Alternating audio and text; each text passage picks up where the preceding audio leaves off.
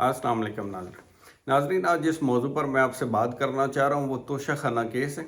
Toshakhana case के अंदर अब क्योंकि काफ़ी ज़्यादा आप समझें कि तेज़ी आ गई है पहले की निस्बत, और ये मुख्तलिफ़ जगहों के ऊपर थोड़ी कन्फ्यूजन भी इसमें है क्योंकि ये मुख्तलिफ़ जगहों के ऊपर तोशाखाना केस पेंडिंग है। एक तरफ ये सुप्रीम कोर्ट में है, एक तरफ ये हाई कोर्ट में है, एक तरफ ये ट्रायल कोर्ट में है। तो अब ज़्यादा तेज़ी जो है वो ट्रायल कोर्ट वाले केस के अंदर आई है, जो कि एडिशनल सेशन जज इस्लामाबाद सुन रहे हैं। आपके इल्म में है कि पहले इस केस के अंदर दरखास्तें दी गई थी तहरीक इंसाफ की तरफ से। थोड़ा मैं इसका बता दूं कि इसका बैकग्राउंड क्या है।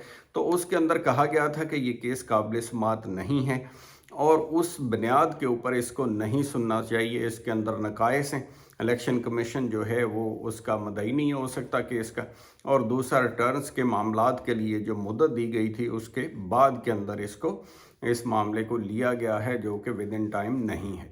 लिहाजा ये जो दरखास्तें थी ये ट्रायल कोर्ट ने खारिज कर दी थी और उसके ख़िलाफ़ गए थे chairman Tehreek Insaf Islamabad high court में। हाई कोर्ट ने ये केस वापस कर दिया था उसी अदालत को और कहा था कि 7 दिनों के अंदर अंदर इसका फ़ैसला करें। अब हुआ ये कि जो नीचे वाली अदालत है एडिशनल सेशन जज, उन्होंने 7 की भी बजाय 5 दिनों में ही उसका फ़ैसला कर दिया, और फ़ैसला भी एक तरह से बगैर सुने ही कर दिया, जो कि असूल है आडी आल्टरम पार्टम का, जिसका मतलब ये होता है कि दूसरे फ़रीक को सुनने के बाद फ़ैसला किया जाए, दूसरे फ़रीक को भी समाअत का मौका दिया जाए और अपॉर्चुनिटी ऑफ हेयरिंग दी जाए, और उसके बाद जो भी फ़ैसला करना है किया जाए। पहले भी जो नुक्स था जिसकी वजह से ये केस रिमांड किया था इस्लामाबाद हाई कोर्ट में, ऑर्डर के अंदर उन्होंने यही कहा था कि अदालत ने उन तमाम कानूनी निकात के ऊपर कोई रीजनिंग वजूहात नहीं दी फैसला करते हुए, और ये फ़ैसला यानी दूसरे लफ्ज़ों में उजलत में किया गया था, इसलिए वापस हुआ था। लेकिन दोबारा एडिशनल सेशन जज साहब ने वही फ़ैसला करते हुए लगता है कि एक दफ़ा फिर वही गलती कर दी है, जिसके अंदर बाकायदा ख्वाजा हारिस को सुने बगैर, जो कि मेन वकील हैं केस के, ये फ़ैसला कर दिया।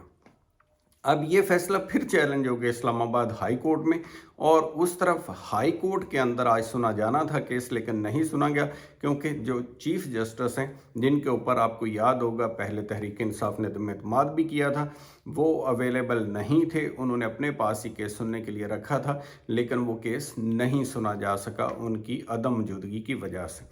दूसरी तरफ क्योंकि स्टे नहीं है, हाई कोर्ट में केस ही नहीं सुना गया उस कार्रवाई को रोकने के लिए जो आज सुना जाना था, तो लिहाजा नीचे जज साहब ने इस्तफसार किया कि इमरान खान क्यों नहीं पेश हुए, जिसके ऊपर जो शेर अफसल वकील हैं उनकी और जज साहब की उसके ऊपर तकरार भी हुई और केस को फिर रखा गया।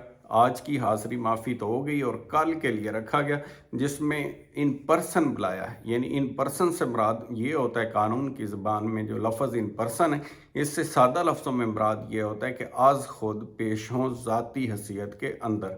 यानी अब इमरान खान को कल पेश होना है वहाँ ज़ाती हैसियत में उस जज के सामने, ताकि शहादतें वगैरह रिकॉर्ड हो सकें। आपको याद होगा कि इस केस के अंदर फ़र्द जुर्म पहले से लग चुकी थी, जिसको ऊपर से ख़त्म करके वापस भेजा गया था, वापस फिर फैसला हो गया तो फ़र्द जुर्म बहाल हो गई।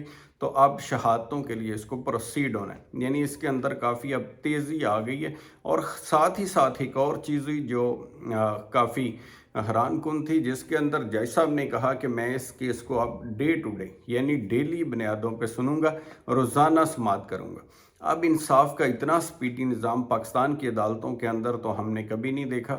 इवन डायरेक्शन केसेस भी जिनके अंदर अदालत ने मखसूस मुद्दत मुकर्रर की हो, उसके लिए भी महीनों और सालों लग जाते हैं। और आम आदमी का केस जो है वो तो सोचे ही ना कि उसका मोस्ट ऑफ द केसेस में ऐसा होता है कि केस करने वाला बंदा मर जाता है और उसकी जो नस्लें हैं वो उसका फ़ैसला देखती हैं।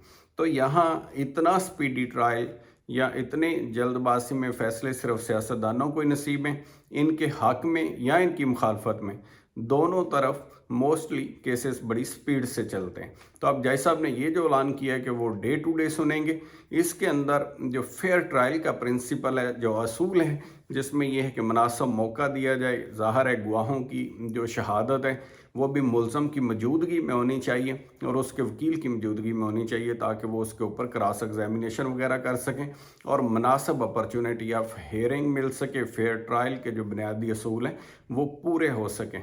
اب دوسری طرف بھی کیونکہ کافی سارے کیسز بھی ہوتے ہیں جن کے اندر آپ دیکھیں القادر ٹرسٹ والے کیس میں بھی کالی نیب نے بلایا ہوا ہے چیئرمین تحریک انصاف کو. تو اب یہ دیکھنا ہے کہ وہ وہاں سے فارغ ہو کے یہاں جا پاتے ہیں یا نہیں جا پاتے ہیں، یا یہ عدالت جس طرح سے رویہ ہے کل کوئی ایسا وارنٹ جاری کرتی ہے جس کے اندر جو ہے عدالت طلبی کے لیے وارنٹ آف اریسٹ جاری کر سکتی ہے، یا کوئی اور ایکشن لیتی ہے، یا اس میں پیش ہوتے ہیں چیئرمین تحریک انصاف. اس کا فیصلہ ہوگا کل. تو اب نیڈ آف دی ٹائم کے اوپر یہی ہے کہ فیئر ٹرائل کی اپرچونیٹی ملنی چاہیے لازماً، مناسب طور پر سنا جانا چاہیے، اور سننے کے بعد ڈیٹیل آرڈر اور ریزننگ کے ساتھ آرڈر ہونے چاہیے.